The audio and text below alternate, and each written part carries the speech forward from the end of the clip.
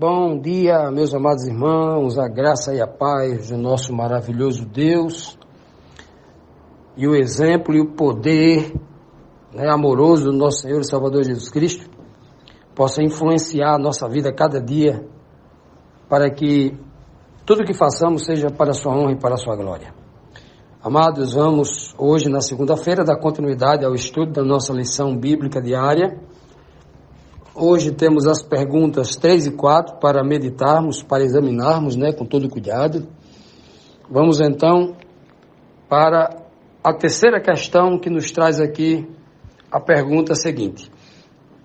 Que disse o filho em inteira submissão ao pai sobre o tipo e antítipo?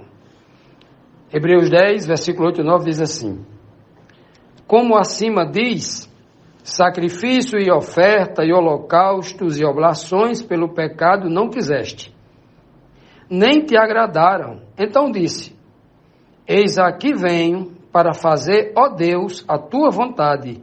Tira o primeiro para estabelecer o segundo. Que coisa linda, né?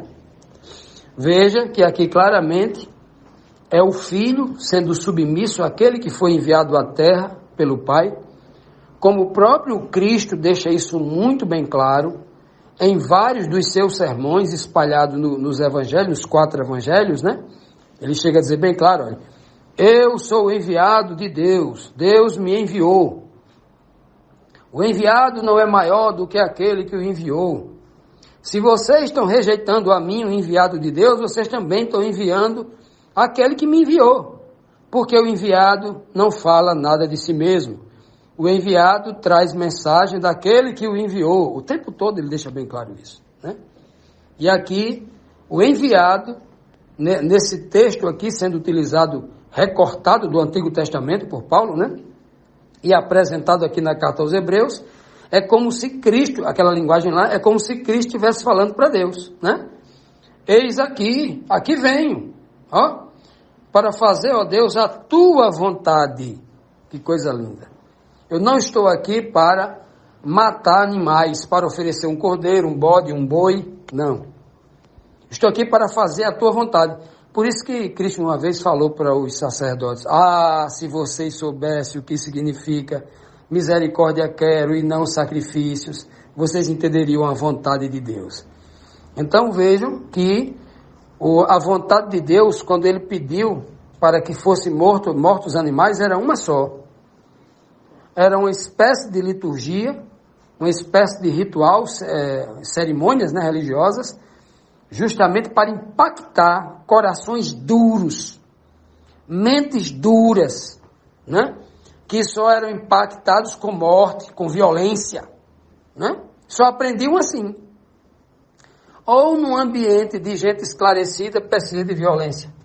Num ambiente de gente esclarecida, a espada ali é o diálogo. Agora, num ambiente onde não tem, vamos ver, onde não tem educação, exemplo, vamos criar um exemplo trazer agora para o âmbito social bem fácil, para você ver como isso, como era que quando faltava conhecimento na Idade Média, nos vilarejos, quando faltava conhecimento, educação e informação, como era que esses reinos medievais viviam? Na base da violência, se tomava na espada, era na forca, era na pancada, era na violência. Era a forma como o homem dominava, como o homem imprimia a lei, né? E aí, faltando sabedoria até para o rei e para os seus, eles cometiam barbáries, julgavam e matavam, né? Julgavam e matavam com violência para impor a ideia de que ele era uma autoridade, tem que ser com a morte. Hoje não é diferente, embora toda educação, vivemos na era da informação, e você vê que nos bairros pobres, onde não tem educação, onde as pessoas não atingiram um nível de educação e de conhecimento, a violência impera. A violência impera, é morte. Isso qualquer pessoa, qualquer estudante, precisa ser estudante de sociologia. Não precisa ser um doutor em antropologia para entender o ser humano nos seus habitats, nos seus ambientes. Não. Então, para aquele povo do deserto, para aquele povo hebreu naquela época, o Senhor fala justamente uma linguagem para tocar profundamente, mostrando para ele que o pecado é tão sério que ele leva à morte. E para falar disso, tinha que ter a morte mesmo, para ensinar aquele povo de coração duro. Ora, se hoje, na era da informação, muita gente ainda só aprende assim, imagine antigamente, né? Muita gente só aprende sofrendo, porque isso parece que está arraigado ali no DNA do ser humano, né? Na sua capacidade. Então ele diz bem claro aí, ó, a vontade de Deus qual é? Olha, por isso que ele não pediu aí, ó. Como já disse acima, né, no texto anterior, no texto que nós lemos ontem, né? Sacrifício não quiseste, um corpo me preparaste. Ele continua dizendo aqui, ó. É por isso que o Senhor não pediu sacrifício, né, holocausto e oblações pelo pecado, né? Porque não te agradam isso, mas o Senhor disse, né? Mas eu disse ao Senhor, sabendo que o Senhor não se agrada disso, eu disse ao Senhor, como se Cristo estivesse falando ao Pai. Eis aqui eu venho para fazer, ó Deus, a tua vontade. Olha só, qual é a vontade de Deus? Tudo aquilo que Cristo fez. Tudo aquilo que Cristo fez. E o que foi que Cristo fez?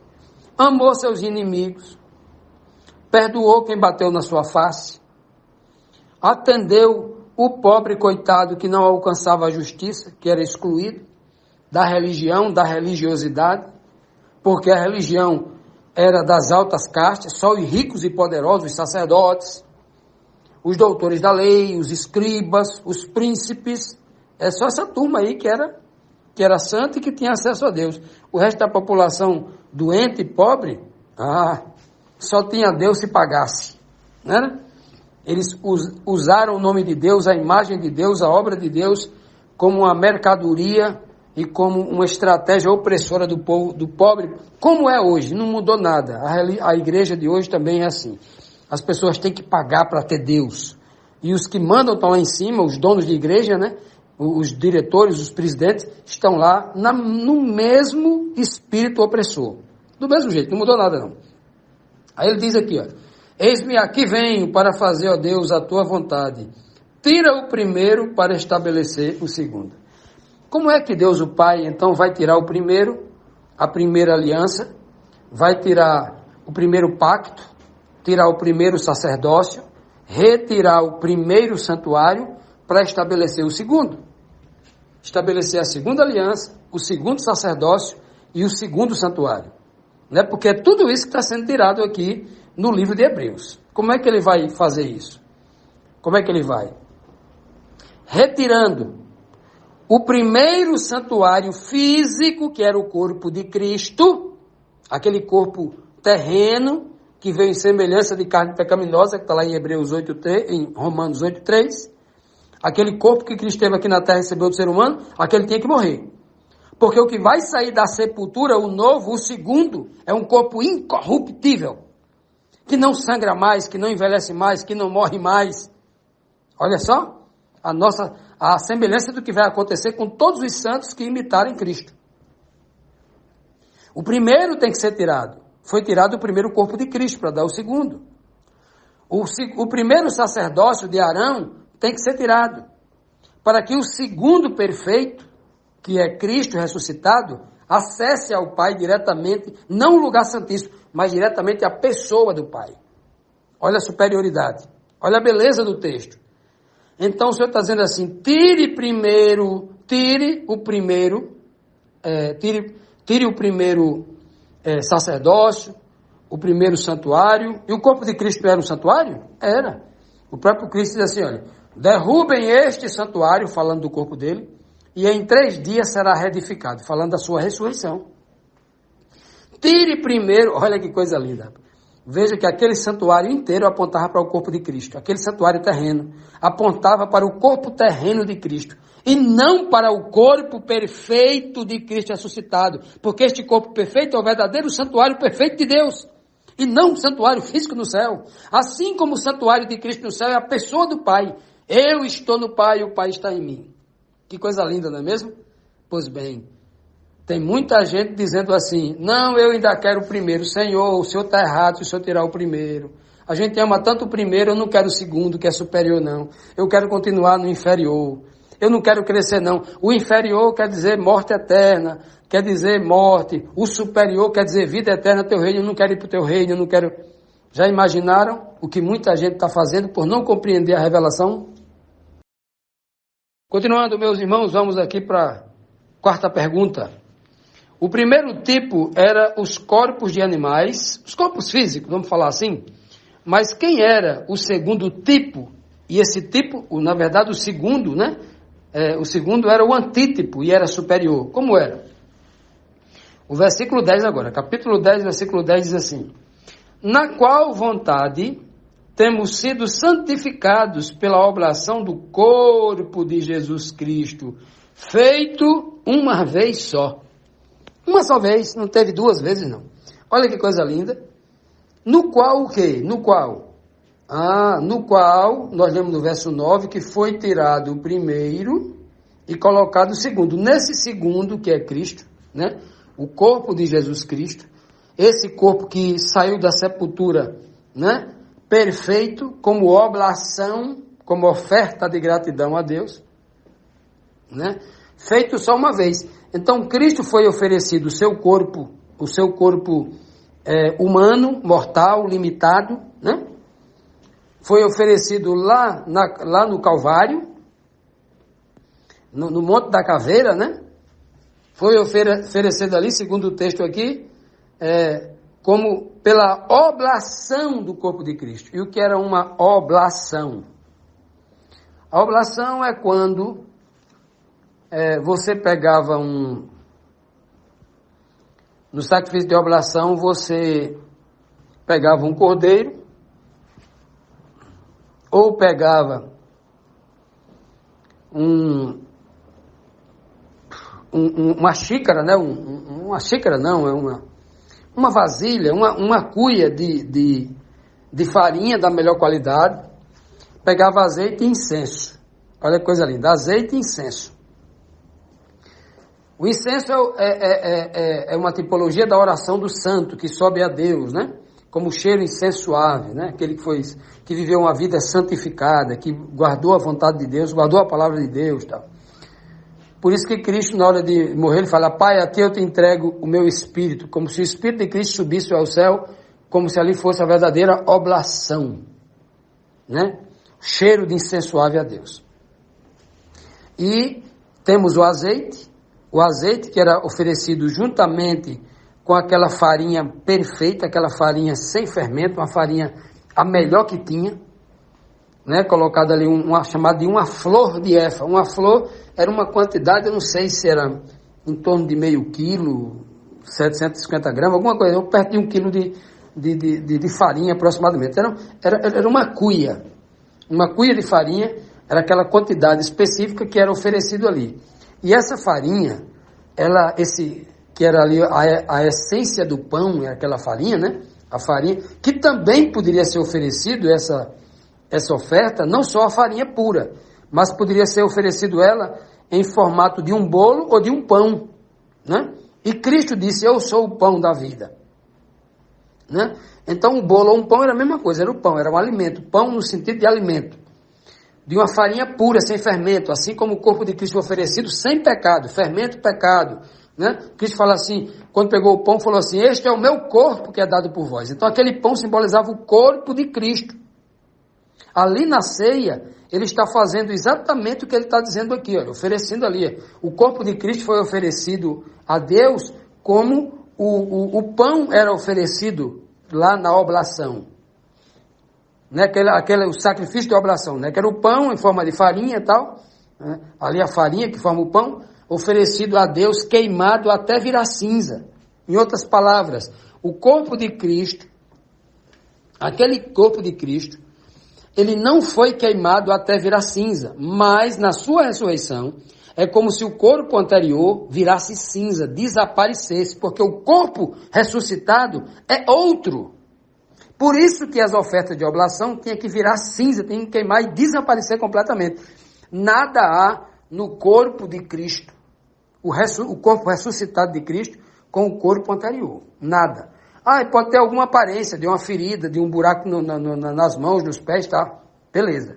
Mas o corpo em si, ali como uma marca do amor, né? A coisa mais linda do mundo se a gente chegar no céu e encontrar isso em Cristo, né? Se chegar e encontrar isso em Cristo é a coisa mais linda do mundo, né? Linda no sentido de, não na beleza da ferida, do corte, né? Mas linda no sentido de memória. Um sentido do amor, como é que alguém ama daquele jeito, né? Como é que Deus ama daquele jeito? Como é que Cristo nos ama dessa forma, né? Lindo nesse sentido.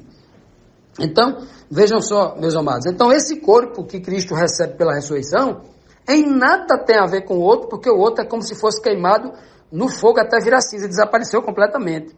Assim acontecerá com todos os santos por causa de Cristo. Todo santo que hoje dorme no Senhor, será ressuscitado num corpo semelhante ao que Cristo foi retirado lá do túmulo. Num corpo incorruptível, diz o apóstolo Paulo lá em 1 Coríntios capítulo 15. Num abrir e fechar de olhos, os que estiverem vivos, os justos que estiverem vivos, serão transformados nesse mesmo corpo incorruptível. É outro corpo. É como se num abrir e fechar de olhos, o nosso corpo mortal virasse cinzas. Desaparecesse para sempre. E um corpo novo, imortalizado por uma concessão que o Pai faz devido ao seu amor, devido à sua graça, né? Que coisa linda e maravilhosa, né? Que coisa emocionante. O texto diz aqui, né? Pela oblação do corpo de Cristo que foi feita somente uma vez. E aí eu quero me deter agora um pouquinho nesta frase, uma vez. Meus amados, quando nós conhecemos a Cristo verdadeiramente, o seu amor, com esta profundidade que nós estamos tratando aqui nesta lição, quando eu conheço a Cristo e me entrego a Ele, não cabe mais aquela ideia de que a gente diz assim, ao homem cabe cair 7 vezes. Aí eu escutei aqui essa verdade, entendi a verdade, sei que é a verdade, mas eu vou dar um pulinho lá no mundo ainda, aí vou voltar para a igreja, voltar para os irmãos, vou continuar lendo a Bíblia, aí vou dar um pulo lá no mundo de novo, vou continuar insistindo a transgredir os mandamentos de Deus, mesmo as consequências estejam batendo na minha vida, tudo dando errado e eu não quero guardar os mandamentos de Deus, tudo dando errado na minha vida e eu não guardo os mandamentos de Deus, escutei a verdade, mas sou resiliente, resistente em guardar os mandamentos de Deus, e aí as pessoas nem conseguem entender porque tudo está dando errado na vida dela, né? Porque ela está resistindo. Meus amados, se nós conhecemos Jesus, é só uma vez, não é 2, não. A gente conheceu Ele agora, com esse conhecimento espiritual poderoso da nova aliança. Meus amados irmãos, não tem uma segunda vez, não, é a primeira. Assim como Cristo se apresentou uma vez para expiar os pecados, a gente vai conhecer a verdade, confessa diante deles, e vai ter uma segunda vez, não, eu vou me apostatar, vou voltar para o mundo do pecado, depois eu volto de novo e vou ficar nessa bagunça ainda e volto. É uma vez só, meu irmão. Se você escutou a palavra de Deus e viu o que Cristo fez por você e entendeu o que Ele fez por você, é uma vez só, se entregue a Ele e pronto. Uma vez só, coloque isso na cabeça. Que o Senhor possa nos dar esse poder e essa força para que a nossa fala, a nossa decisão seja uma só.